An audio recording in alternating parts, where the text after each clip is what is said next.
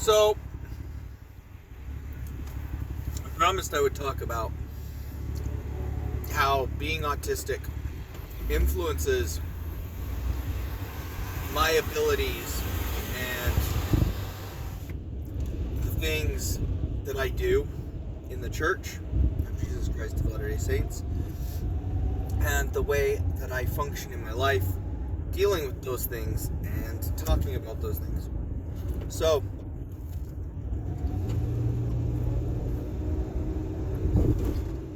being autistic in the Church is not necessarily hard. It can be. There can be major difficulties as far as what people think you can do, what they don't think you can do.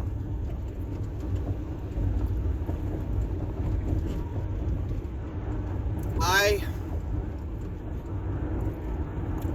think that I do a lot more than most people might think, or I'm capable of doing more things than most people think. And I also understand where people are coming from, but honestly, I think much of it's just prejudice. So, to give an example, this last Sunday,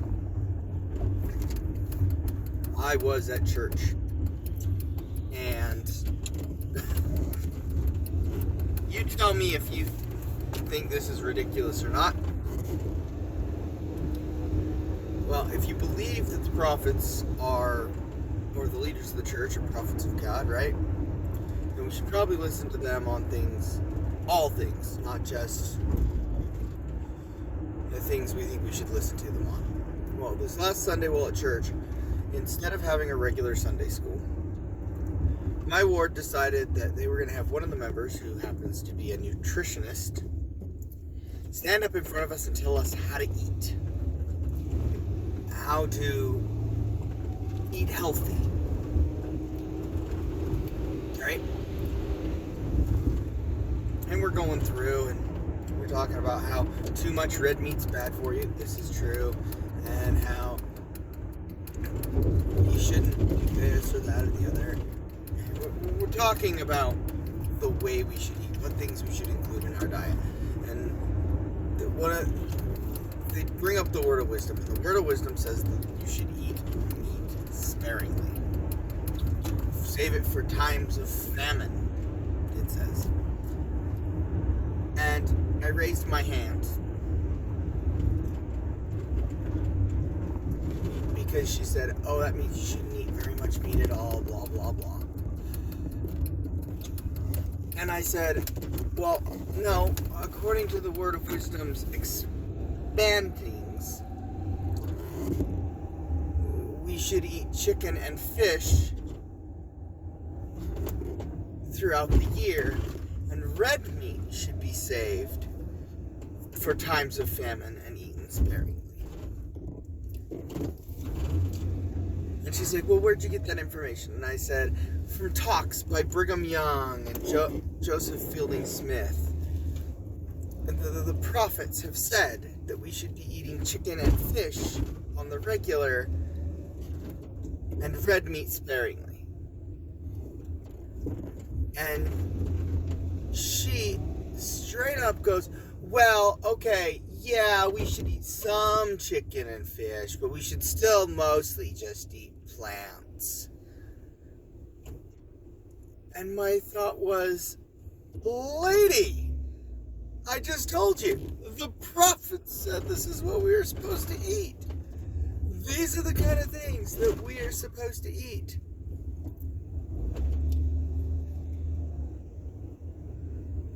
And she straight up disregarded the words of the prophets. Yeah, we should eat plants. And we should probably eat just as many veggies as we eat meat.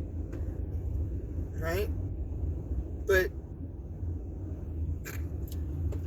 men need lots of meat in their diet, specifically chicken and fish, because they're high in testosterone levels that boost, or not testosterone levels themselves, but the chemicals that boost testosterone levels, right?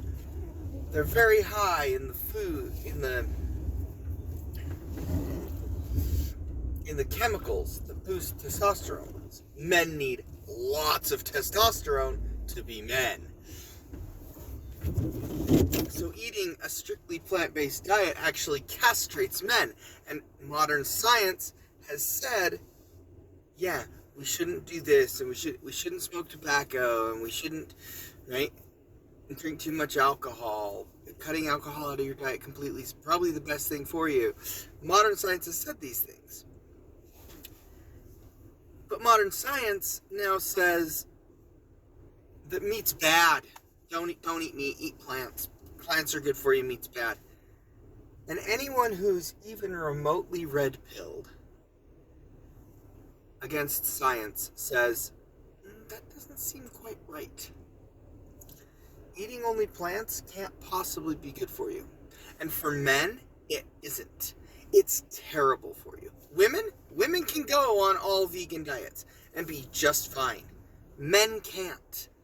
Men lose all the traits that make them men when they go on all vegan diets.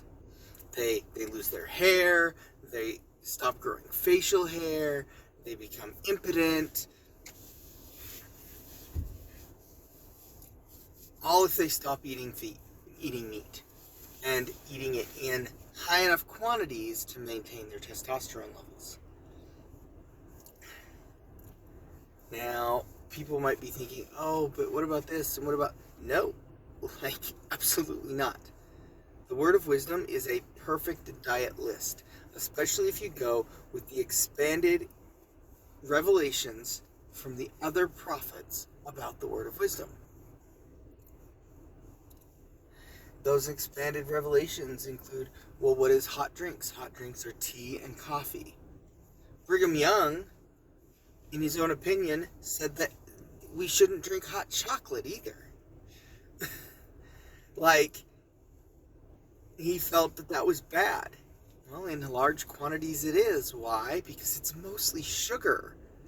Chocolate is mostly sugar. It's so high in sugar. And if you look at the Word of Wisdom, nothing in it has high levels of sugar. Fruits have natural sugars that are great for you. Vegetables have natural sugars that are good for you. Chicken and fish have natural sugars. But none of it is elevated in sugar. Chocolate has a ton of added sugar. I was looking at candy bars the other day. Right? Okay, so let's look at this bag. This little bag, right? Has like 70 calories. It has as much food in it as a candy bar. It's more filling, but it has as much food in it as a Snickers, right? A Snickers has 250 calories in one Snickers bar. This has 60. So learning to eat healthy, yes, that's important. Following the Word of Wisdom, vital. But follow the Word of Wisdom. Don't go and follow some nutritionist that tells you that you're doing it wrong, because they know what modern science says, and modern science says this and this. Modern science has always been wrong about so much stuff. Modern science used to say that smoking was good for you. Modern science used to say drinking was good for you. Modern science used to tell us that the world had never changed. Modern science is so wrong in all things. And when they do get something right, they fight against it forever. But when something is clearly influenced by Satan, something like a vegan diet, you'll notice that scientists in mass jump on it and go, yes, this is how it is. Look at all the studies that show that this is how it is. But when it's right, when it's something God has decreed and said this is how it is, scientists go, no.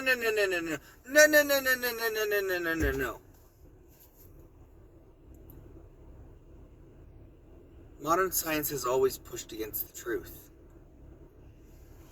And it's something that bugs me when I see that modern science is being introduced into the church through a Sunday school lesson. And when someone brings up the statement, like I did, that not eating meat is wrong and that we are supposed to eat meat, we're designed for it, and someone tells me that that's wrong because modern science says it's wrong, but the prophets have said it's right,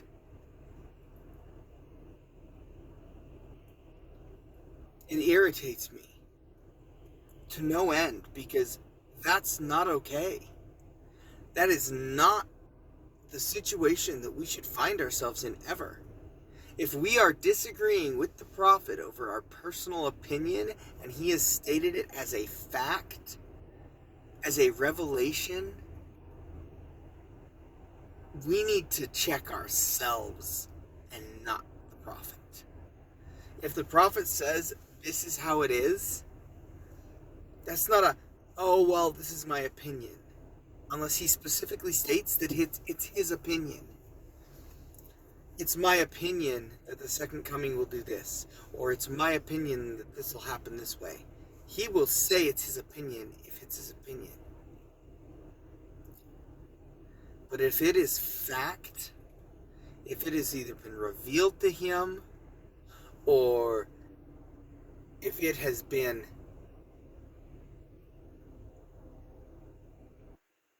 given to the quorum of the 12 and the prophet and the first presidency together through revelation, they will state it as fact. They won't be like, well, maybe, kinda. No, they will say, this is how it is. And the prophets have said, not through opinion. The word of wisdom specifically means that we are not to eat red meat, save for sparingly in winter times and famine. And we are to eat fish and chicken as regular sustenances to our diet. And being autistic, I tend to go, well, this is what the prophet says. And I'm going to remember what the prophet says. And I will hold to it. It's hard to change a person who's autistic's mind. And in the church, people don't get this. That autistics will change their mind for one thing and one thing only. And that's the truth.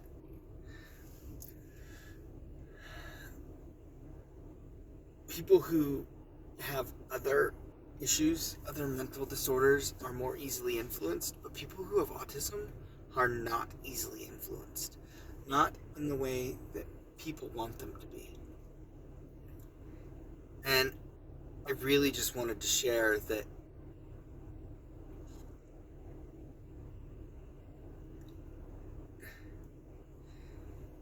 note that if an autistic person tells you something, they probably know that it's true.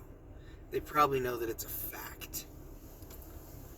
And will they sometimes get things wrong? Yes. But it's because they heard it somewhere and they thought that it sounded right, and they didn't really do any research. Autistics don't always do a ton of research. You want to know what I do, though? I do a ton of research, because that's one of my obsessions, is having to know. Is it real? Is it right? Is it correct? And so I will do a ton of research on anything and everything that has to do with the gospel. So if I tell you something on these videos, you can guarantee that if I've told you a prophet said something, or if there's a scripture that says something, generally I will back myself up on it. And sometimes through the notes at the end, underneath the video. But, no, I will always back myself. So, if a prophet said something, I can guarantee you that I will have sussed out what the truth is. Anyway, brothers and sisters, I love you, friends, all those who watch this video.